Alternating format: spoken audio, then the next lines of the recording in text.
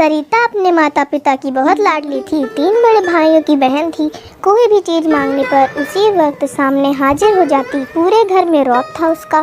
पूरे परिवार और नौकरों पर राजकुमारी की तरह हुक्म चलाती थी। स्कूल वाले में भी पूरा रौब था उसका। बड़े घर की लाडली जो थी वह ऐसे ही उसने कॉलेज में दाखिला लिया। उसके ठाट बाट बड़ी गाड़ी में आना जाना, हर दिन नया फैशन देखकर हर कोई उसके दोस्ती करना चाहता था।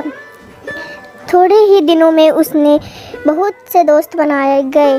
पूरे कॉलेज में उसकी अपनी ही एक पहचान थी। इस दिनों उसके घर एक रिश्ता आया। खानदानी लोग थे और पापा की पुरानी जान पहचान थी। उनके साथ सरिता के साथ कोई ज़बरदस्ती नहीं थी, पर सरिता ने फिर भी हाँ कर दी, क्योंकि वह अपने परिवार से बहुत प्यार करती थी।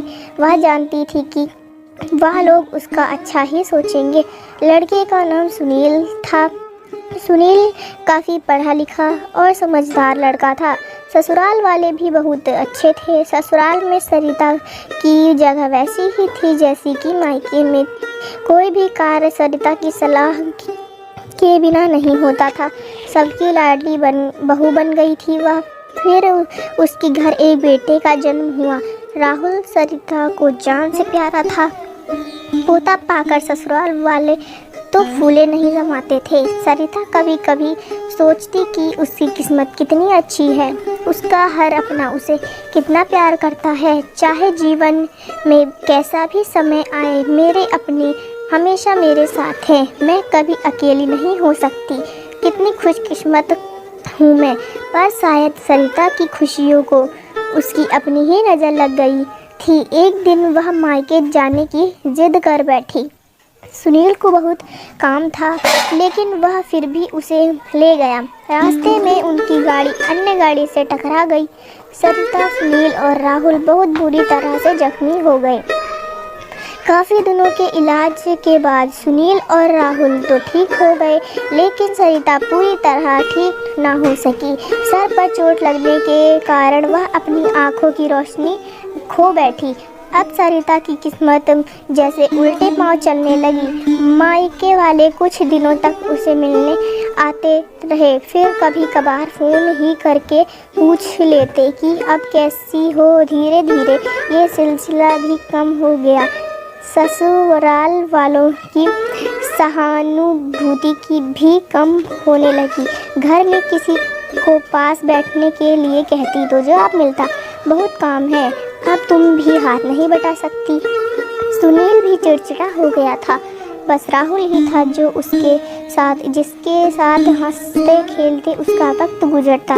एक दिन सरिता के हाथ से कुछ सामान गिर गया, जिसकी वजह से राहुल को हल्की सी चोट लग गई। सरिता के सास ससुर ने राहुल को उससे अलग कर दिया कि कहीं उसके ना देखने की वजह से बच्चे का कोई नुकसान ना हो जाए। सरिता अंदर से टूट चुकी थी। एक दिन उसने सबके सामने मायके जाने की इच्छा रखी, तो सुनील उससे तुरंत मायके छोड़ गया, जैसे कि वह भी यही चाहता था। लेकिन राहुल को उसके साथ नहीं भेजा गया।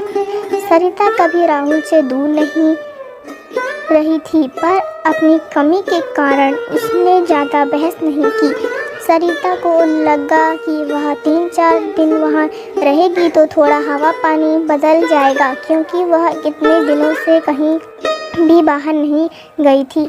घर वाले भी इतने दिनों के बाद उसे देखकर कितने खुश होंगे। सरिता के घर पहुँचने पर सब लोग बहुत खुश हुए।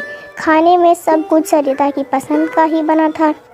उसने अपने मम्मी पापा और भाभीयों से दिल खोलकर बातें की। उनके छोटे छोटे बच्चे भी बुआ के साथ घुल मिल गए थे। रात को सोने के वक्त जब वह कपड़े बदलने लगी तो उसे पता चला कि उसका बैग तो बहुत भरा है।